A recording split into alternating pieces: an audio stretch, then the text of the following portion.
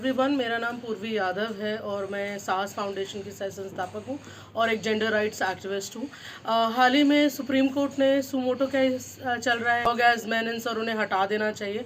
और इसमें बहुत रिसेंटली उन्होंने एक कमेंट किया जहाँ पर एक विमेन लॉयर ने विमेन फीडर के खिलाफ हो रहे सेक्सुअल हैरेसमेंट की बात की और उससे बोला कि ये इंडिविजुअल केस है और इसे लॉ एंड ऑर्डर की तरफ से ट्रीट करना चाहिए। यहाँ पर उसकी बातचीत थी। ये तो मुझे ऐसा लगता है कि जो पूरी संस्था है, जो सुप्रीम कोर्ट है, जो कोर्ट ऑफ इंडिया है, वो संविधान पे आधारित है।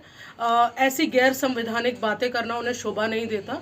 और दूसरी, मुझे ऐसा लगता है कि हर रोज़ जो महिलाएं हैं, जो लड़कियां हैं, जो स्ट्रे डॉग्स को, कम्युनिटी डॉग्स को फीड करती हैं, ऐसा कोई दिन नहीं जाता जहां पर उनके खिलाफ सेक्सुअल हैरेसमेंट, फिजिकल वायलेंस के केसेस नहीं आए। तो एक इतने बड़े केस को सिर्फ एक इंडिविजुअल केस बोल देना, ये बहुत बताता है कि किस तरीके से जो मिजोजिनी है, जो जेंडर डिस्क्रिमिनेशन है, हमारी लॉ एंड ऑर्डर सिस्टम में भी अंदर तक घुसा हुआ है।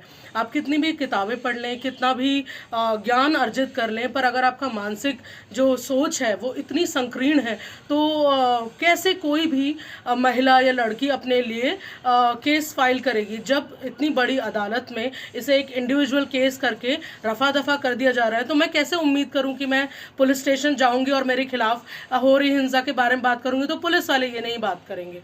तो जहां पर उनके पास एक प्लेटफॉर्म था जहां पर वो इस चीज़ को एक्नॉलेज करके ये भी कह सकते थे कि किस तरीके से वायलेंस इज़ नॉट जस्टिफाइड, चाहे वो वेमेन फीडर हो, चाहे किसी और बात के लिए हो, चाहे किसी भी रीज़न के लिए किसी के खिलाफ होने वाला वायलेंस हो, चाहे वो एक इंसान के लिए हो रहा या मास में हो रहा हो। Violence is violence, harassment is harassment and sexual harassment is absolutely a no go. But क्योंकि हम लोग इतने इंसेंसिटिव हैं, क्योंकि सुप्रीम कोर्ट के पास बहुत सारा समय है एक रद्दी से अखबार की खबर पढ़ के झूठे डेटा पे बेस करके सुमोटो ले लेने का, पर उनके पास इतना समय नहीं है कि वहाँ पर खड़ी हुई महिला खुद के ऊपर हो रहे अत्याचार की बात करें और उसे सुने।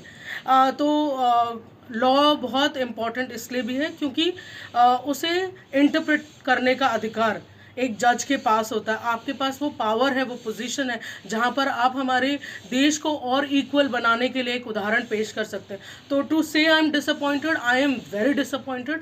और ये बहुत इनसेंसिटिव है और इससे जो डॉग हेटर्स हैं और जो लोग को एग्जिस्टेंस में बिलीव नहीं करते, उनको मोटिवेशन मिलेगा और एक कदम उठा के एक लाइन में ये एक्नॉलेज कर देते तो बहुत अच्छा रहता, जो कि आपने नहीं करा। So I don't know if this is failure of judiciary और if it is failure of faith of Indian people on the judiciary.